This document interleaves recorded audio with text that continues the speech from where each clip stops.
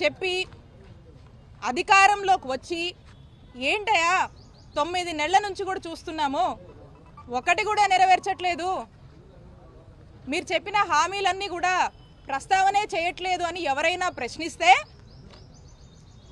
ఏం సాకులు చెప్తున్నారు? ఇదంతా వాళ్ళు ఈరోజు అధికారంలో ఉండి కూడా చేయకపోవడానికి కారణం, చేయలేకపోతున్నందుకు కారణం మా నాయకుడు జగన్మోహన్ రెడ్డి గారని సాకులు చెప్తూ కాలయాపన చేస్తున్నటువంటి విషయం మీ అందరికీ తెలుసు. అలాగే ఇది ఏంటి అని ప్రశ్నిస్తే ఏ విధంగా అక్రమ కేసులు కట్టి అక్రమ అరెస్టులు చేసి ఏ విధంగా జైలు పాలు చేస్తున్నారో మనం చూస్తున్నాం. ఈరోజు మా చిలకలూరుపేట నియోజకవర్గానికి సంబంధించినటువంటి YSR Congress party social media activist అయినటువంటి దళిత ముద్దుబిడ్డ మా రాకేష్ని ఏ విధంగా అక్రమ కేసులు పెట్టి జైలుకి ఈడ్చారు అనేది మీరు చూస్తూ ఉన్నారు. దాని గురించి నేను వివరంగా చెప్తా. రాకేష్ని వారి కుటుంబ సభ్యులతో పాటు మా నియోజకవర్గ సభ్యులందరూ కూడా ఈ రోజున పరామర్శించడానికి రావడం జరిగింది. రాకేష్కి ధైర్యం కూడా చెప్పడం జరిగింది. ఒక్కసారి మనం ఏ విధంగా కూటమి ప్రభుత్వం వచ్చాక చక్కటి అందమైన కట్టుకథల్ని ఏ విధంగా అల్లి అక్రమ కేసులు పెట్టి జైళ్ల పాలు చేస్తున్నారని చూస్తే ఈ రాష్ట్రంలోనే ఈ రాకేష్ అరెస్ట్ కానీ రాకేష్ని జైల్లో పెట్టడం అనేది ఒక కేస్ స్టడీ అనేది మనం చూడొచ్చు. ఎందుకంటే దీని గురించి మీకు ఇన్ షార్ట్ నేను చెప్తాను. ఇక్కడ భాష అనే అతనితో ఎమ్మెల్యే పత్తిపాటి పుల్లారావు ఒక కంప్లైంట్ ఇప్పిస్తాడు. ఎమ్మెల్యే పుల్లారావు డైరెక్షన్లో కంప్లైంట్ ఏమని ఇప్పిస్తారంటే 6/3/2025 అంటే 6th మార్చ్న రాత్రి సుమారు 9 గంటల సమయంలో ఈ భాష కళామందర్ సెంటర్ మీదుగా వెళ్తుంటాడు. అప్పుడు వెళ్తున్నప్పుడు దారిలో ఈ దొడ్డ రాకేష్ గాంధీ, ఫణీంద్ర నాగిశెట్టి, దామిశెట్టి రామకోటేశ్వరరావు ఈ ముగ్గురు కూడా నలుపు రంగు డ్యూక్ బైక్ పైన వచ్చి నన్ను అడ్డుకొని అబ్యూజివ్ వర్డ్స్ని మెన్షన్ చేశారు. ఆ వర్డ్స్ నేను మెన్షన్ చేయట్లేదు ఇక్కడ అని మాట్లాడి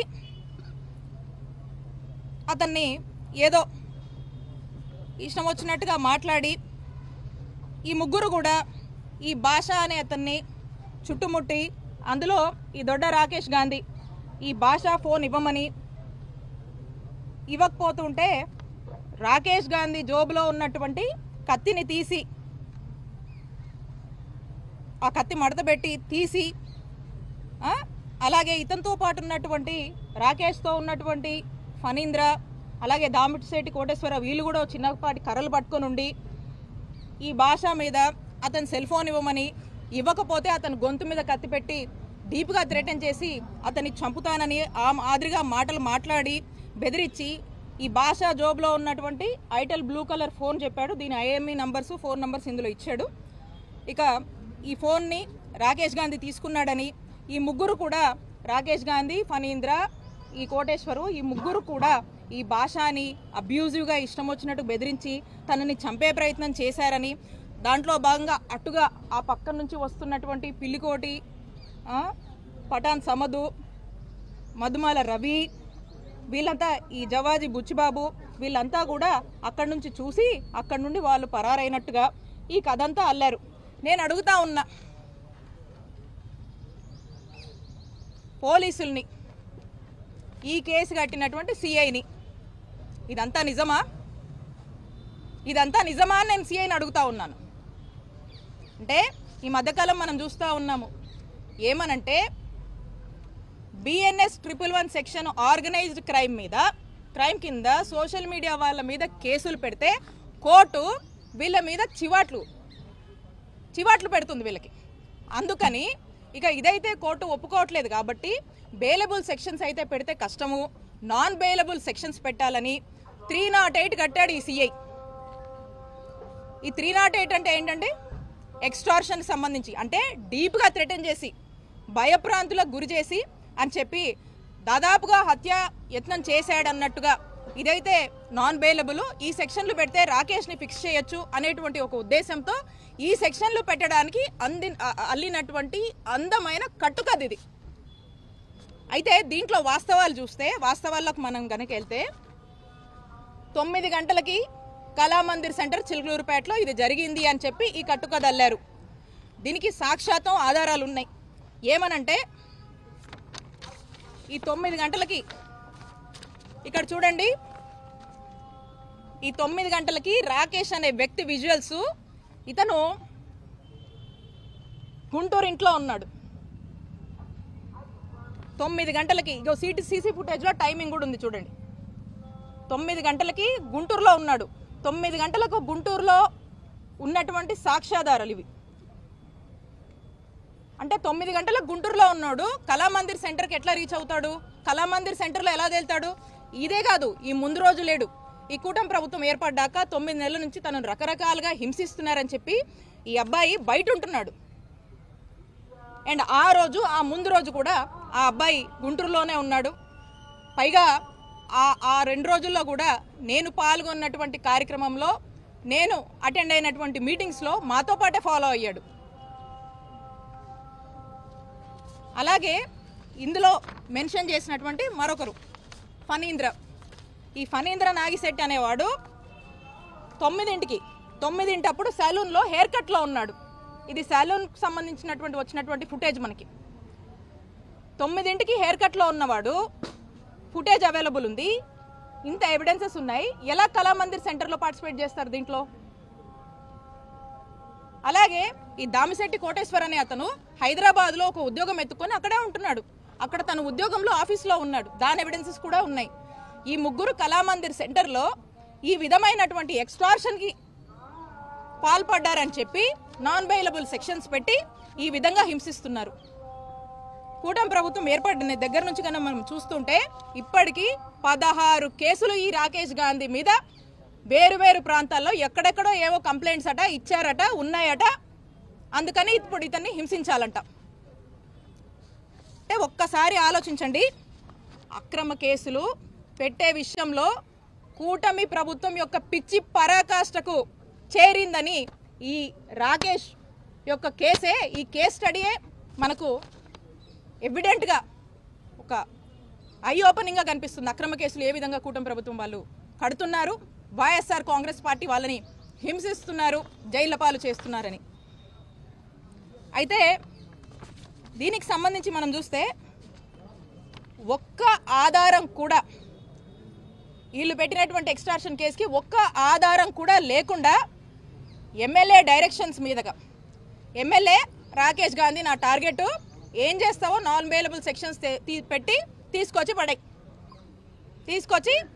అరెస్ట్ చేయండి, జైలుకు పంపించండి అని ఎమ్మెల్యే ఇచ్చినటువంటి ఇన్స్ట్రక్షన్స్ మేరకు ఈ నెరేటివ్ అల్లి మరి ఈ సిఐ ఏ విధంగా కూడా ఇలాంటి సెక్షన్స్ పెట్టి ఏ ఆధారాలు లేకపోయినా కూడా ఈ యొక్క నెరేటివ్ని కనీసము మనం పెడుతున్న కంటెంట్కి కనీసం సింక్ అవుతుందా లేదా అని కూడా తన యొక్క విచక్షణను కూడా కోల్పోయి ఏ విధంగా ఈ యొక్క కేసు కట్టారనేది మనకు స్పష్టంగా అర్థమవుతోంది. కాబట్టి నేను చెప్తా ఉన్నా,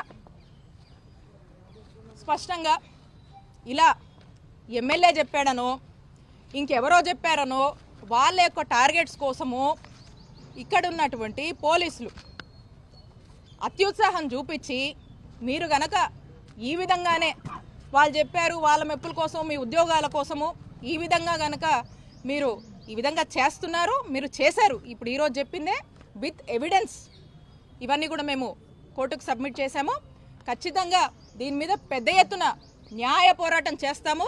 ఖచ్చితంగా ఈ అత్యుత్సాహం చూపించి వాళ్ళ యొక్క మెప్పులు పొంది ఏ విధంగా వాళ్ళ యొక్క రూల్స్ అన్నీ కూడా మర్చిపోయి పోలీసులు వ్యవహరిస్తున్నారో ఖచ్చితంగా మిమ్మల్ని న్యాయస్థానం ముందు ఏదో రోజు నిలబెడతాము. ఖచ్చితంగా చట్టం ముందు మీరు నిలబడి సమాధానం చెప్పుకునేటువంటి రోజు మీకు వస్తుంది. అదే మీకు గుణపాఠం అని తెలియజేస్తున్నాను.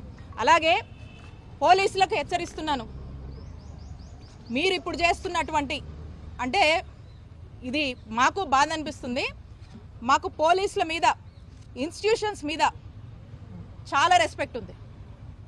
కానీ ఈరోజు వీటిని కూడా మ్యానిపులేట్ చేస్తూ, మిస్లీడ్ చేస్తూ ఏదైతే పోలీసులు రాజకీయ మెప్పుల కోసం చేస్తున్నారో, ఏదైతే మీరు ఒక రోజంటూ మీకు వస్తుంది, అప్పుడు మీరు చట్టం ముందు నిలబడి సమాధానం చెప్పుకున్నటువంటి రోజు, ఆ రోజున ఒక్క క్షణం మీరు ఆలోచిస్తారు ఎందుకు అత్యుత్సాహానికి పోయి ఈరోజు ఈ పాపాలకు మేము పాల్పడ్డామో అని.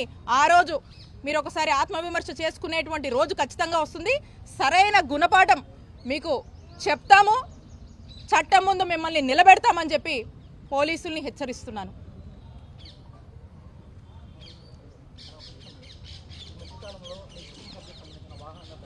ఎస్,